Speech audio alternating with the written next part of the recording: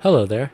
So I recently finished DmC, the failed reboot of the Devil May Cry series, and I have to say, I really enjoyed this. I was a bit shocked that I liked it so much because my impression of the game was that it sucked. It wasn't good. And while the game didn't get terrible reviews on release, it seems Devil May Cry fans hate this game, and I'm here to defend it. Before we start, I feel it's important to note that I've played Devil May Cry 1, 2, 3, 5, and this game. I haven't played 4 yet, so please take that into consideration when listening to this. And with that little disclaimer out of the way, let's get started. You wanna fight?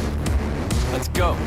For those who don't know, this game was actually outsourced to another studio to work on, this studio being Ninja Theory. And I can't move on without mentioning Hellblade. They worked on that game and it's amazing. You should definitely play it if you haven't. But like I was saying, it seems Capcom and Ninja Theory were working together to bring a little more Western flair to the Devil May Cry series. One criticism I actually agree with is the Dante design. He just looks like a greasy emo kid.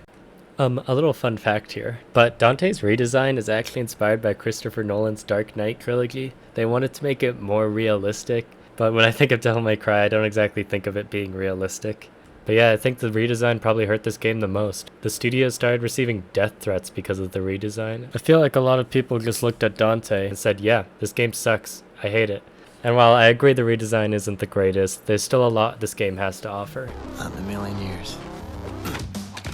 A lot of people seem to take issue with Dante's personality in this game, and I can see where they're coming from, but I personally don't have a problem with it. I think it definitely gets better the more the game goes on. This game can feel pretty cringy sometimes and kind of just shoving it in your face how cool it is. It doesn't really capture specifically what Devil May Cry 3 brought, this kind of campy feel where you can kind of laugh along with how absurd the series is. Now, enough with the criticisms, let's get into the good stuff.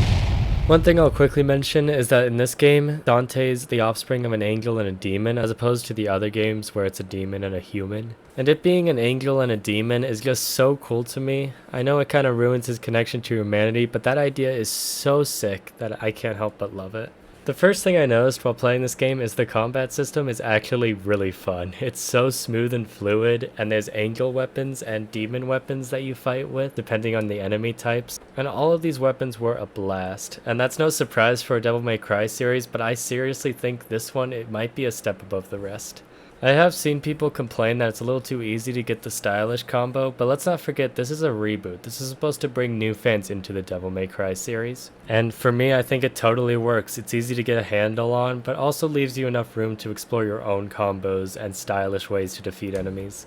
And my god, the environments in this game are so unique and stylish. I loved fighting all the different types of enemies in these environments, and I'm so thankful they went all out with this psychedelic world. But to put it bluntly, this game is just fun. It's nothing groundbreaking, but I had a really good time with this game no one cares about anymore. The story's fine, the soundtrack's pretty great. It just sucks that people can't look past that this is a reboot of a series they love and just decided to brush it off. I think Ninja Theory really could have done something great if they continued with this continuity. And that brings me to my next question. Why wasn't there a sequel to this game? And the answer I found is that they just decided not to make one. They just thought it'd be okay to leave this one behind and continue to Devil May Cry 5. And honestly, most fans were probably happy with this decision, and I think the series is probably better off for it. But I'd be lying if I said I didn't want to see a sequel to this game.